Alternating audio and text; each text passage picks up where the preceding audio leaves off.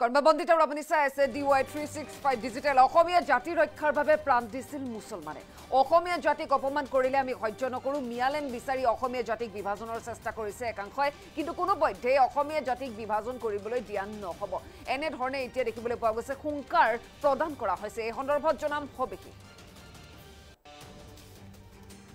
আৰু অসমীয়া জাতি ৰক্ষাৰ বাবে প্ৰাণ দিছিল মুছলমানে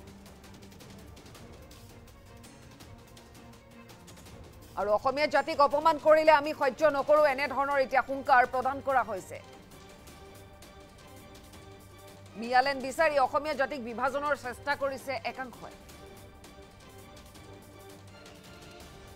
আৰু কিন্তু কোনো পধ্যে আসলতে অসমীয়া জাতিক বিভাজন কৰিবলৈ দিয়া নহব সৰকাৰি ভূমি দখল কৰা সকলৰ বিৰুদ্ধে মানৱীয়তা কোনো কথা নাই মানৱীয়তাৰ কোনো কথা নাই এনে ধৰণৰ এটা মন্তব্য কৰিছে হুংকাৰ দিয়া হৈছে সুবিধা পালে পূৰ্ববংগীয় মূলৰ লোকে দখল কৰে সৰকাৰি ভূমি আৰু ধৰ্মীয় আবেগ দেখুৱাই সন্দেহজনক লোকে সংখ্যালঘু এলেকাত চলাই আগ্ৰাসনৰ চেষ্টা নামনি অসমত সন্দেহজনক লোকৰ আগ্ৰাসনে সংকটত পেলাইছে এতিয়া খিলঞ্জীয়া মুছলমানক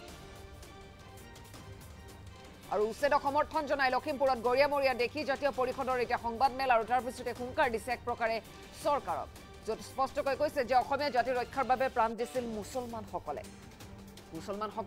বহুখিনি কৰিছে অসমৰ বাবে অসমীয়া জাতিৰ বাবে অসমীয়া জাতিক অপমান কৰিলে আমি সহ্য নকৰো বুলি এবাৰ হুংকাৰ দিয়া হৈছে উচ্ছেদ সমৰ্থন জনাই লখিমপুৰত গৰিয়ামৰীয়া দেখি জাতীয় পৰিষদৰ এয়া সংবাদমেল আৰু সেই সংবাদমেলতে এতিয়া চৰকাৰলৈ বুলি এতিয়া হুংকাৰ প্ৰদান কৰা পৰিলক্ষিত হয় য'ত স্পষ্টকৈ কৈছে যে অসমীয়া জাতিক অপমান কৰাটো অসমীয়া জাতিৰ ওপৰত অত্যাচাৰ কৰাটো আমি সহ্য নকৰো এনে ধৰণৰ মন্তব্য তেওঁলোকে প্ৰকাশ কৰিছে তাৰ লগতে কৈছে মিয়ালেন বিচাৰি অসমীয়া জাতিক বিভাজনৰ চেষ্টা কৰিছে একাংশই গতিকে এই কথা তেওঁলোকে কোনো পধ্যে মানি নলয় অসমীয়া জাতিক বিভাজন কৰিবলৈ দিয়া নহব বুলি হুংকাৰ দিয়া হৈছে মানৱীয়তাৰ কোনো কথা নাই বুলি কৈছে সৰকাৰি ভূমি দখল কৰা সকলৰ বিৰুদ্ধে মানৱীয়তাৰ কোনো কথা নাই এই কথা উল্লেখ কৰিছে সংবাদমেলত আৰু চৰকাৰৰ বিৰুদ্ধে এতিয়া গুৰুজি উঠিছে সুবিধা পালে পূৰ্ববংগীয় মূলৰ লোকে দখল কৰে সৰকাৰি ভূমি আৰু এই সন্দৰ্ভত আমাৰ ওচৰত মন্তব্য আছে সংবাদমেলত কি কৈছে শুনাব বিচাৰিছো প্ৰথম এই গোটেই উচ্ছেদ কাৰ্যটো প্ৰথম প্ৰেছ কনফাৰেন্সত আমি গুৱাহাটীত কৰিছিলোঁ তাৰ পিছতে দ্বিতীয় প্ৰেছ কনফাৰেন্স আমি ডাইৰেক্ট কৈছিলোঁ যেতিয়া আমাক গালি পাৰিছিলে যে মুছলমানক ভাগ কৰিব বিচৰা হৈছে গৰিয়ামৰীয়া দেশীসকলে মানে এই সংগঠনটোৰ কোনো কাম নাই তেওঁলোকে বিজেপিৰ দালাল আমি কৈছোঁ যে কোনো বিজেপি দালাল কথা আমি জাতিটোৰ দালাল জাতিটোৰ স্বাৰ্থত আমি জেহাদ কৰিছোঁ জাতিটোৰ অসমীয়া ভাষাৰ কাৰণে অসমীয়া জাতিটোৰ কাৰণে আমাৰ পূৰ্বপুৰুষসকলে প্ৰাণ দিছে আজি সেইসকল ব্যক্তিয়ে আজি কিছু বছৰ আগৰ পৰাই মিয়ালেন মুছলিম সাহিত্য শাসন এই পৰিষদবিলাক দাবী কৰি আহিছিলে আমি তেতিয়াই কৈছিলোঁ যে তেওঁলোকে কিয় বিভাজন কৰিছে অসমীয়া জাতিটোক অসমীয়া ভাষাক তেওঁলোকে যিদৰে অপমান কৰিছে প্ৰত্যেকবাৰে এই অপমান আমি সহ্য নকৰোঁ বিশেষকৈ গৰিয়ামৰীয়া দেশী লোকসকলে সহ্য নকৰে সেই কথাটো আমি আগতেই কৈছিলোঁ সিদিনাখনো কৈছোঁ আজিও কৈছোঁ এই কাৰ্য যিসকলে কৰি আছে এই কাৰ্যৰ এটা তেওঁলোকৰ এটা ষড়যন্ত্ৰ আছে আৰু পুলিচে প্ৰশাসনে চৰকাৰে এই ক্ষেত্ৰত কঠোৰ ব্যৱস্থা লোৱাৰ কাৰণে আমি দাবী জনাইছোঁ তেওঁলোকে কৈছে অমানৱীয় উচ্ছেদ কিয় হ'ব লগা হৈছে অমানৱীয় উচ্ছেদটো তেওঁলোকে এটা চৰকাৰী মাটিত বহিব ফৰেষ্টৰ মাটিত বহি পেলাই তেওঁলোকে যেতিয়া উচ্ছেদ কৰিব অমানৱীয় কথা ক'ব অমানৱীয় বুলি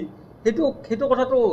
আইনে যাক মানে ন্যায্যতা প্ৰদান কৰিছে সেইটো ক'বলগীয়া কথাই নহয় আইনগতভাৱে আমি সদায় কৈছোঁ যে আইনগতভাৱে তেওঁলোকক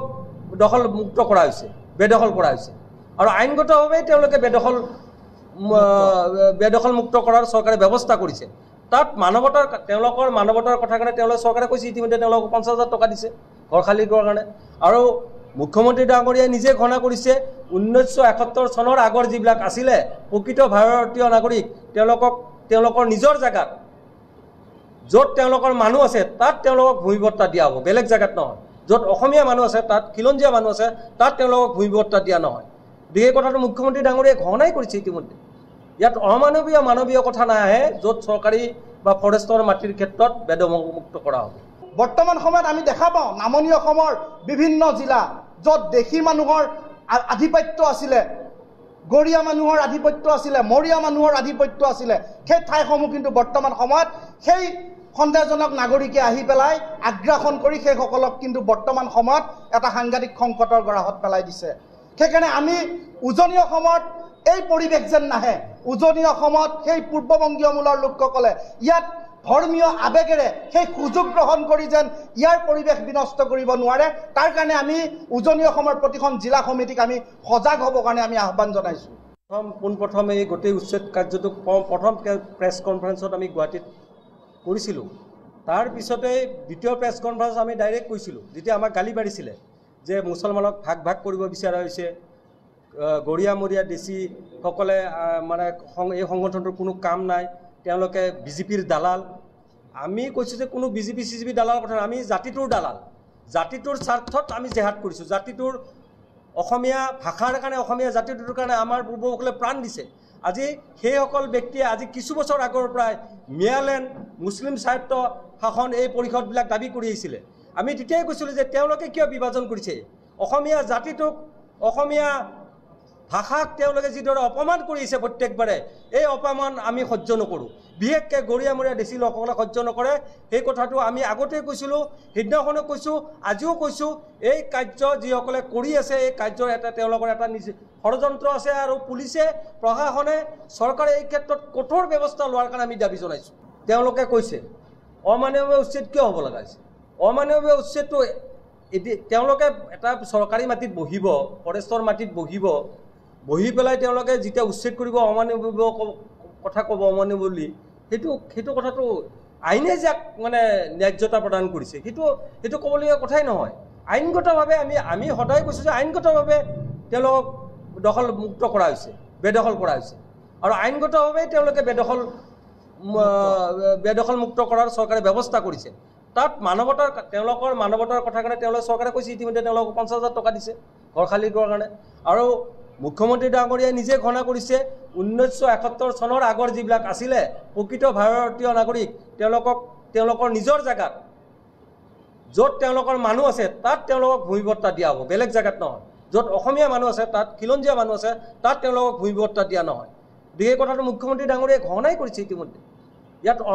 মানৱীয় কথা নাহে য'ত চৰকাৰী বা ফৰেষ্টৰ মাটিৰ ক্ষেত্ৰত বেদমুক্ত কৰা হ'ব। বৰ্তমান সময়ত আমি দেখা পাওঁ নামনি অসমৰ বিভিন্ন জিলা য'ত দেশী মানুহৰ আধিপত্য আছিলে,